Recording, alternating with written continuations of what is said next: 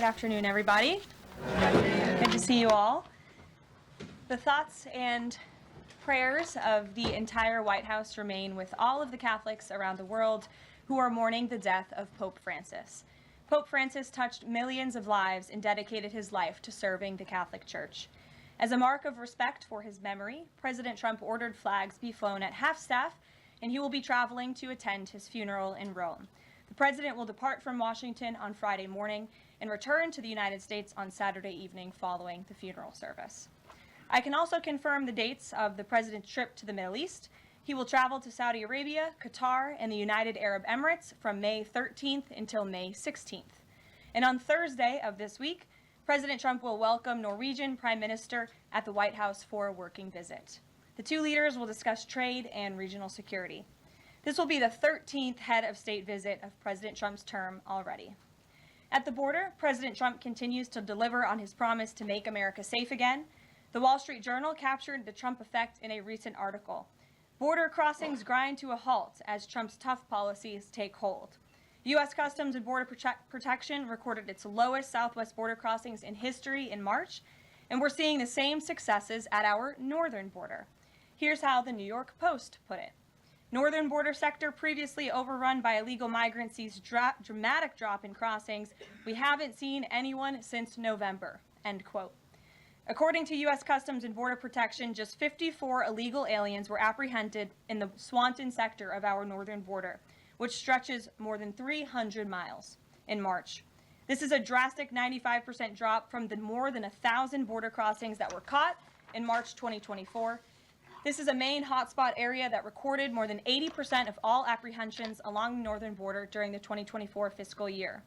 And new reporting from the Washington Times fully highlights the difference in Joe Biden's disgraceful approach to the border compared to President Trump's.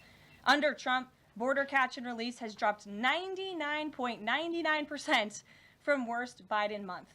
You can't get much better than that. This statistic in particular is astounding. Border Patrol agents caught and immediately released 189,604 illegal aliens into the United States in December 2023 at the height of the Biden border crisis. But under President Trump, Border Patrol agents caught and released only 20 illegal aliens into the U.S. in the month of February. Thanks to President Trump, operational control of the border is becoming a reality, and the administration's historic enforcement measures are yielding huge results. Illegal aliens are finally getting the blunt message. If you cross the border illegally, you will be swiftly deported and never return to the United States of America. Efforts to arrest the criminal illegal alien invaders are continuing to ramp up. ICE Chicago arrested a Mexican national convicted of predatory sexual assault of a child in Cook County, Illinois. This week, ICE Denver arrested a Mexican national convicted of sexual assault of a child in Houston County, Texas. ICE Miami arrested a Nicaraguan convicted of aggravated battery in Hillsborough County, Florida. ICE Houston arrested a Salvadorian national convicted of attempted sexual assault of a child in escape in Dallas County, Texas. And ICE Chicago arrested a Mexican national convicted of aggravated sexual abuse of a minor in Illinois. Despite the Democrats' insane objections, President Trump will continue to embolden law enforcement officers to arrest dangerous legal alien criminals and keep our communities safe. And also thanks to President Trump's America First economic approach, investments continue to pour into our country. Swiss Pharmaceuticals company announced they will be investing $50 billion in the United States over the next 5 years, creating 12,000 new quality jobs. Regeneron Pharmaceuticals also agreed to pay Fujifilm Technologies more than $3 billion over the next decade to help manufacture its medicines in the United States. It's a top priority for President Trump to ensure we are producing critical medicines and pharmaceutical drugs right here in America, and that is exactly what we continue to see happen every day. In other news, the Trump administration has announced we will put an end to Joe Biden's illegal student loan bailout attempts. No student loan has been referred to collection since March of 2020. That comes to an end. On May 5th, the Department of Education will resume involuntary collections for borrowers with defaulted federal student loans. The student loan portfolio controlled by the federal government is nearly $1.6 trillion, but fewer than 4 out of 10 borrowers are in repayment. This is unsustainable, unfair, and a huge liability for American taxpayers. Debt cannot be wiped away. It just ends up getting transferred to others. So why should Americans who didn't go to college or went to college and responsibly paid back their loans pay for the student loans of other Americans? The Trump administration will never force taxpayers to pay student loan debts that don't belong to them. Student loan borrowers need clarity, and we're finally giving it to them. Borrowers will now be clearly expected to repay their loans, and those who default on their loan obligations will face involuntary collections. The government can and will collect defaulted federal student loan debt by withholding money from borrowers, tax refunds, federal pensions, and even their wages. America is $36 trillion in debt. We must get our fiscal house in order and restore common sense to our country. If you take out a loan, you have to pay it back. It's very simple. President Trump will not kick the can down the road anymore. Before we open it up to questions today, I want to commend our pool photographer who is in the room with us today. ABC News photojournalist Melissa Young is retiring after 44 incredible years on the job, covering here at the White House.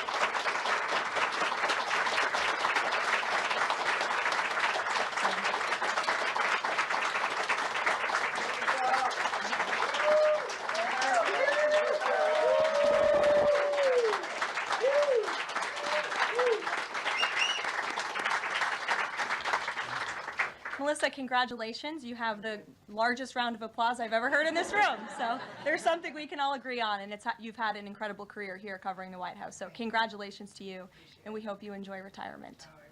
I'm sure you will. And everybody else in the room will be very jealous of you as you're enjoying your rest. All right, let's get to it. We have an individual in our new media seat today. His name is Tim Pool. He's a political commentator and a media entrepreneur with millions of followers, a very big platform. Currently hosts Timcast IRL, a daily news and discussions show, and The Culture War, a weekly podcast exploring cultural and political issues. His programs feature in-depth conversations on topics such as free speech, censorship, identity politics, and societal change, often engaging with a diverse range of guests. He's in Washington today because we are also hosting a local media row across the street in the Eisenhower building, which is a testament to our commitment to bring new voices into the White House to cover the president and this administration. So, Tim, why don't you kick us off today? Yes.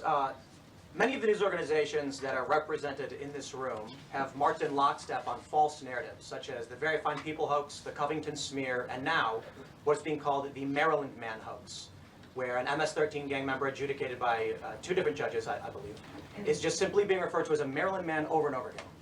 Now, in an effort from the White House to expand access to new companies, you've created this new media seat. So I'm wondering if you can comment on following this expansion, you've had numerous outlets disparage the companies that you've had sit here, as well as the reporters. I'm wondering if you could comment on the unprofessional behavior, as well as elaborate if there's any plans to expand access to new companies. Sure.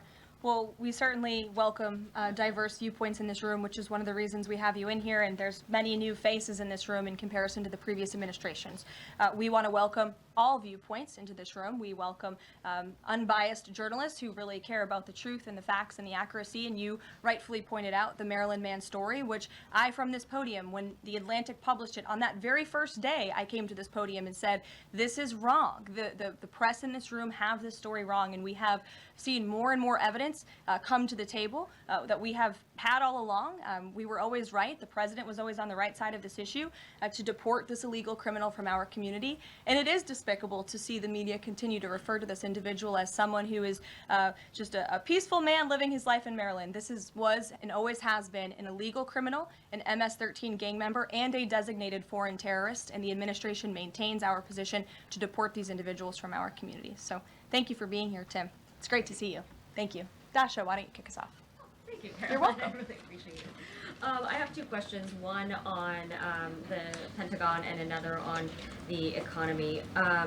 You said on Fox News that the entire Pentagon is working against Secretary Hegseth, but the people who were fired were Hegseth's own guys. So how do you square that, and what do you say to concerns that that's bad management? They were Pentagon employees who leaked against their boss to news agencies in this room. And it's been clear since day one from this administration that we are not going to tolerate individuals who leak to the mainstream media, particularly when it comes to sensitive information. And the Secretary of Defense is doing a tremendous job, and he is bringing monumental change to the Pentagon. And there's a lot of people in this city who reject monumental change. And I think, frankly, that's why we've seen a smear campaign against the Secretary of Defense since the moment that President Trump announced his nomination before the United States Senate.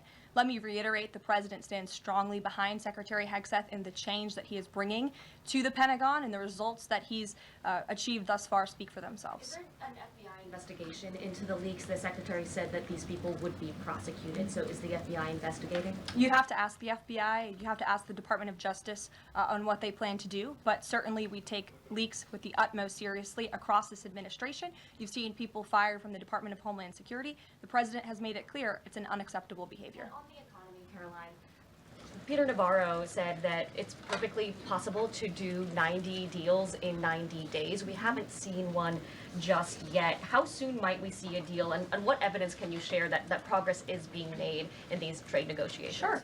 Well, I spoke to our entire trade team this morning. There is a lot of progress being made. We now have 18 proposals on paper that have been brought to the trade team. Again, these are proposals on paper that countries have proposed to the Trump administration and to our government. You have Secretary Bessent, Secretary Lutnick, Ambassador Greer, NEC Director Hassett, and Peter Navarro, the entire trade team, meeting with 34 countries this week alone. We are moving at Trump speed to ensure these deals are made on behalf of the American worker and the American people. And just yesterday, it seemed to get a little bit lost in the news, and I think it's a disservice to the American public that it did. The Vice President announced terms of reference for a trade deal with India. That is a big deal. We know when we look at the numbers, the monetary trade barriers and the non-monetary trade barriers from India, they have been ripping off the United States and American workers for a very long time. So the fact that the Vice President with Prime Minister Modi on that trip in India announced these terms of reference, which is essentially a framework to move the ball forward to sign a good trade deal between our two nations, is great progress, and it speaks to the work ethic and the real labor that's being put into this effort by the president's trade team. Sure. Go ahead. The proposals that you talk about, is that enough to extend the pauses on these reciprocal tariffs, or does the president need to see, these deals inked and signed to offer any sort of additional extension beyond the 90 days? Well, look, ask me in July when the deadline hits. I know I'll be answering those questions from all of you in this room. There's a lot of time left, and the president's trade team is working again at Trump speed as quickly as they can to ensure that these deals can be made. Are any of those conversations yet with China happening? I actually do have something to share on that. I asked the president about this before coming out here, and he wanted me to share with all of you that we're doing very well in respect to a potential trade deal with China. As I mentioned, there have now been 18 proposals in more than 100 countries around the world who are wanting to make a deal with the United States of America, and the president and the administration are setting the stage for a deal with China. So we feel everyone involved wants to see a trade deal happen, and the ball is moving in the right direction. Sure. Setting the stage for a deal with China, what does that mean? Has the president spoken directly with Xi yet? I don't have anything to read out on a direct talk between the president and President Xi, but we will continue to keep you updated. And Secretary Bessent reportedly today told investors that the trade standoff with China he expects will be de-escalating soon because, as he described it, reportedly the situation is unsustainable. Is the president considering taking steps to de-escalate the situation with China? Again, I just read you words directly from the President of the United States. Those are moments ago. That's where his head is at right now. Caroline. Sure. Caroline, I have two questions, one on immigration and one on China. First on immigration. Roughly how many illegal immigrants and aliens do we have in our country, and how many does the administration plan on deporting? Sure. Well, you'd have to ask the Department of Homeland Security for a specific number, but we suspect it's definitely in the millions, perhaps upwards of 20 million people that were allowed into the country illegally by the previous administration. And the president and his team are focused on deporting as many as we possibly can, and they are moving as quickly as possible. The president's team has made it clear we need more funding from Congress to do more. We need more ICE agents out on the ground doing this very important work. And we also need rogue district court judges to stop acting as judicial activists, trying to block the administration from deporting illegal criminals from our nation's interior. Absolutely. The American public elected the president to do this, and he's following through with that And promise. we have over 250,000 Chinese nationals in our country right now on student visas. Does the administration believe there's any national security concern when it comes to those over 250,000 Chinese nationals in our country? Well, as you know, when it comes to foreign visas, the Secretary of State has the right to revoke visas of those who we feel are acting in a adversarial way to our foreign policy interests here in the United States. He has that authority according to the Immigration and Nationality Act. So I would defer you to the State Department for any individual case, but they are looking at individuals who are given the privilege of being on a visa in our country, and if they are acting, again, adversarial to our foreign policy interests, their visa can be revoked, and they should be aware of that. Sure, go ahead. Yes, I'm calling on you. Thank you, Caroline. You're welcome. Over the last few weeks, several countries have warned their citizens about travel to the U.S., and the Department of Commerce's own stats know that show that from a lot of countries, the number of visitors is falling. Does the White House have any message for people that might be reconsidering business or tourism travel to the U.S.? Where did you see that report? With the statistics coming from the Department of Commerce, Said what? It's That- hard to hear you. Sorry. that visitors from a lot of countries have fallen in the last 3 months. I'd have to look at that report to comment on the merits of it. I think most people around the world recognize the United States of America is a great place to do business. It's a beautiful place to visit, and they should certainly come here because it's a much safer country than it was 4 years ago under the previous president. Libby, good to see you. A question about this upcoming announcement from HHS to ban food dyes. During the first week of the administration, the FDA announced that it's pulling its plan to ban menthol cigarettes.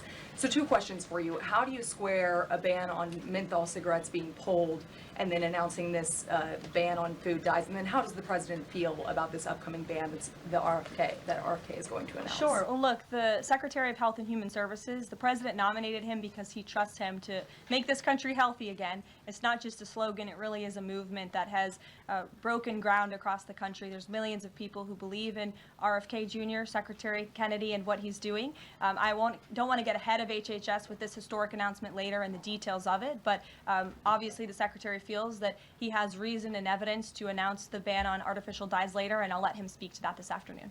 Phil. The president started the process of reclassifying more than 50,000 federal employees as Schedule F.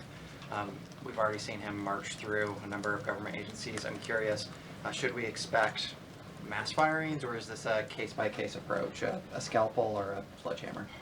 Well, look, as you saw on Friday, the president put out a statement about it. The Office of Personnel Management reclassified workers. They're now called scheduled policy/career. And all the president is trying to do is ensure that federal workers are being held accountable for corrupt behavior. If they are engaging in corruption as a government worker, they should no longer have their job. I think that's pretty common sense.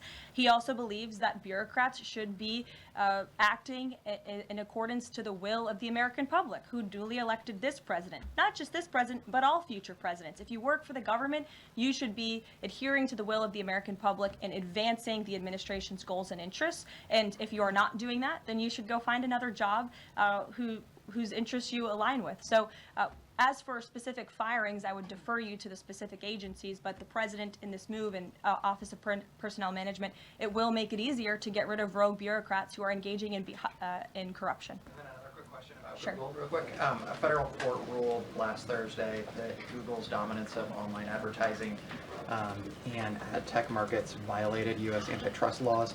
I know the president has spoken to a number of folks in big tech, and Google's CEO was even at his inauguration. I'm curious, what is the president's reaction to that court ruling? I'll have to ask him, and I'll get back to you, Phil. Thank you, Caroline. You're welcome. John. Thanks a lot, Caroline. Some economic questions for you. Kevin Hassett has been a key economic advisor to the president in both of his terms. In 2022... And he still is. And he still is. He was just in my office. Absolutely. In 2022, he said that the independence of the Fed is super important. That's a direct quote. Is that something that the president subscribes to? Does he still believe in the independence of the Federal Reserve? Well, look, I think the president has made his position on the Fed and on Powell quite clear. The president believes that they have been making moves and taking action in the name of politics rather in the name of what's right for the American economy. The president has the right to express his displeasure with the Fed, and he has the right to say he believes interest rates should be lower. He believes Americans should be able to borrow money cheaper than they currently are right now. And I also spoke to Kevin Hassett about the Fed as well, and he has called into question the Fed's independence and whether they are actually doing things, again, out of the best interest of the economy, or are they doing it for for partisan reasons. The president wants to see interest rates lower. He has made that quite clear. We've also seen, if I may, Thank I'm you. sorry, one more, Caroline, just about, I said 2 economic questions. About the dollar, we've seen the dollar at multi-year lows versus the euro and other currencies around the world. Is it the administration's policy for a strong dollar? How does it view the dollar versus other currencies around the world? The president wants to see the dollar remain as the world's reserve currency for our long-term fiscal stability and our economic growth. He's been quite clear about that. Sure. Two questions. And then to the woman behind you, who I haven't seen before, welcome. Go ahead, Mary. Earth Day and then the Supreme Court, if that's okay. That's right. It's Earth Day. Yes. Happy Earth Day, everyone. I saw the president truthing about the garbage pileup from China in the Pacific, and then I believe Lee Zeldon is headed to San Diego to investigate the pile of sewage from Mexico. Can you speak to what the White House has planned for Earth Day and anything in that arena? Sure. I do have points from the EPA. Administrator Zeldon is doing a fantastic job, and they are always sharing their accomplishments with the White House, which we very much appreciate. He will be traveling. I believe he's in California today for sewage situation. Here you go. Administrator Zeldon met with his Mexican counterpart to discuss steps Mexico needs to take to ensure the water entering the United States is clean and safe. And he's holding a press conference in San Diego today with elected officials and local stakeholders on the Tijuana River sewage crisis. I would also add from the president himself, he has always maintained he wants America to have the cleanest air and the cleanest water.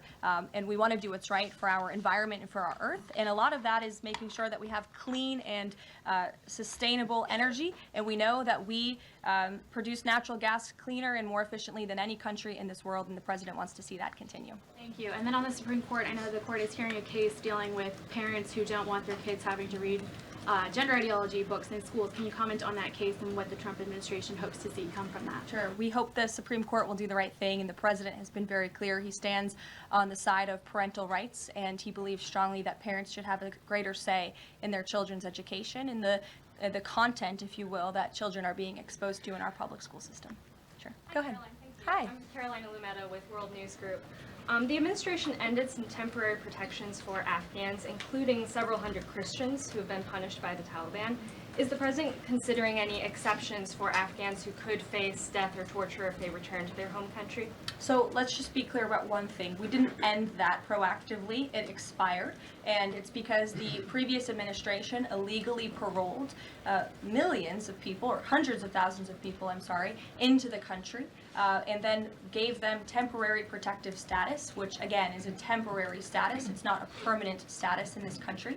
And if there are individuals here who came in through the Biden administration who want to claim asylum, there is a legal process to do that, and those cases will be adjudicated by a judge on a case-by-case basis. We have a legal immigration process in this country for a reason, and all this administration is trying to do is effectuate that.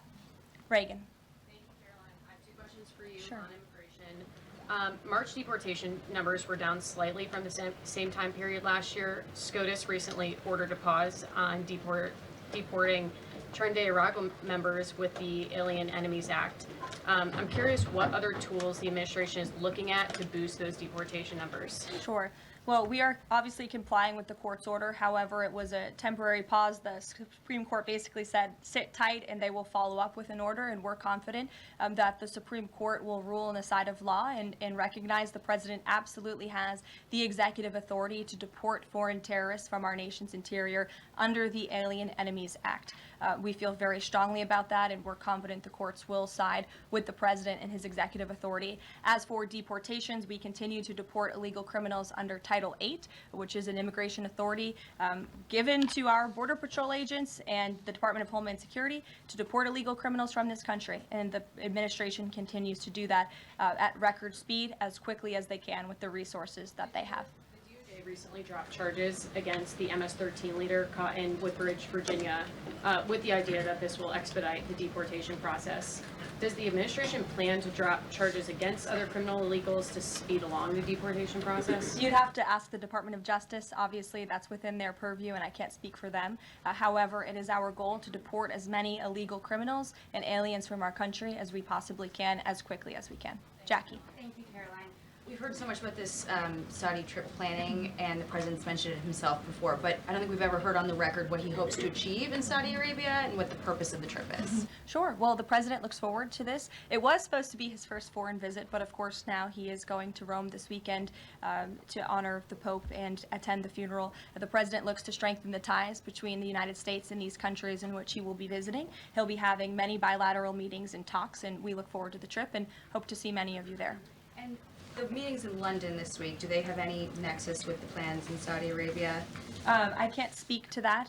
However, I do have an update on meetings when it comes to the Russia-Ukraine war. I was just in the Oval Office with the President, Steve Witkoff, and they wanted everybody to know that the negotiations continue. We feel, again, we're hopefully moving in the right direction, and the special envoy, Steve Witkoff, will be heading to Russia again later this week to continue talks with Vladimir Putin. Is that why Rubio is not heading to London? Is he accompanying Witkoff to Moscow? I can't speak for the Secretary of State's travel schedule. I'd defer you to the Department of State. And then more broadly, just about the peace agreement, the talks that are ongoing. Rubio had said, Secretary Rubio had said that if things don't go the right way, that the U.S. might need to take a step back. What does stepping back look like? Is that a step back from brokering peace, or would that imply a broader withdrawal from U.S. support for Ukraine and the war? Look, I think it would be unwise for me to broadcast that from this podium. Ultimately, that's a decision for the president to make, but he's made it very clear he wants to see peace, he wants to see this war end, and he wants to stop the killing on both sides of this war, and he's been very clear about that for quite some time, and he has grown frustrated with both sides of this war, and he's made that very known. Brian. Thank you, Caroline. Last week, the president talked about nonprofit groups, specifically taking on Crew, and he hinted that there could be further actions taken against nonprofits. Does the White House have any plans for any sort of actions against NGOs, nonprofits, or other similar groups? Is any of that coming up? Is that being worked on at this time? I'll have to check in with our policy team and get back to you. Sure. Thank you, Caroline. Travis Gilmore with the Epoch Times. Are some colleges using taxpayer funds to further political agendas? And what is the administration's response to Harvard's lawsuit? Sure. Well, the president has made it quite clear that it's Harvard who has put themselves in the position to lose their own funding by not obeying federal law. And we expect all colleges and universities who are receiving taxpayer funds to abide by federal law. It's quite simple. And the president made it clear he's not going to tolerate violations of federal law. He's not going to tolerate illegal harassment and violence towards Jewish American students or students of any faith on our campuses across the country. And so we will be responding to the lawsuit in court. And again, it's quite simple. If you want federal dollars, obey federal law. And just to quickly follow up on Sure. China, any response to reports that China is targeting U.S. trade allies with potential retaliatory measures for supporting U.S. agendas? I think the numbers and the sheer number of countries that have reached out to the United States and reached out to this administration to cut good trade deals speak for themselves. The entire world knows that they need the United States of America and they want to do business here, and so we'll stay focused on cutting good trade deals on behalf of the American worker. Stephanie. Thank you, Caroline. Can you give us any additional details from the president's call with Netanyahu today? I did speak to the president about it. It was a good call. They spoke particularly about Iran and the negotiations that are underway with Iran and the United States. And the president has made it very clear repeatedly, but I'll reiterate, there is no daylight between the United States of America and the state of Israel. He stands strongly behind our ally. He's made it quite clear when it comes to Iran that we want to see a deal, and Iran has a choice to make. But the president has also made it very clear, and he reiterated that in his call with Prime Minister Netanyahu today about the need for Iran to never obtain a nuclear weapon. I do have one more bit of news that I would like to share with all of you. Just give me 1 second to find it. And it's in regards to the terrorist attack that took place in India earlier today. The president has been briefed by the National Security Advisor, and he's being kept up to speed as more facts are learned. What we know already is dozens were killed and even more were injured in a brutal terrorist attack in a popular tourist location in South Kashmir. President Trump will be speaking with Prime Minister Modi as soon as he possibly can to express his heartfelt condolences for those lost. and our prayers are with those injured and our nation's support for our ally India. These types of horrific events by terrorists are why those of us who work for peace and stability in the world continue our mission. So we'll give you a readout of that call later this afternoon. There's a lot of work to be had. You may hear from the president later this afternoon as well, and we'll see you all later. Thank you.